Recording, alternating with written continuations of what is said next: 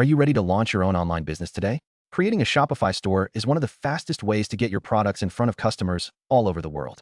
The process is straightforward, and you can have the foundations of your shop built in under an hour.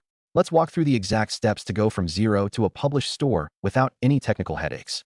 The journey begins by heading to Shopify.com and clicking the Start Free Trial button. You will enter your email address and create a password, followed by a name for your store. Do not overthink the name at this stage. You can change it later or buy a custom domain during the setup. After clicking Create Your Store, Shopify will ask a few quick questions about your business goals and current revenue. Answer honestly because this helps tailor your admin dashboard, but feel free to skip it if you want to dive straight in.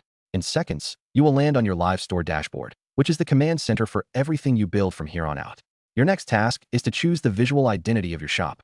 In the left-hand sidebar, navigate to the Online Store section and select Themes.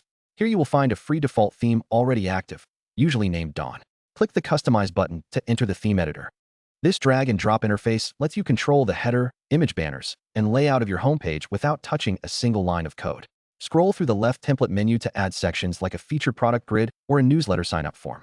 While you are editing, focus on selecting your color palette and uploading a high-resolution logo. The goal is to make the homepage clearly explain what you sell within 3 seconds of a visitor landing on it. Once the aesthetics look professional, you need to configure the engine of your store. Exit the theme editor and click on Settings in the very bottom left corner. Go through the list carefully, starting with setting up your store details, time zone, and currency. After that, the most critical step is navigating to the Payments section. Here you will set up Shopify payments or choose a third-party provider like PayPal so you can actually receive money. You must also visit the shipping and delivery settings to define your shipping rates and zones.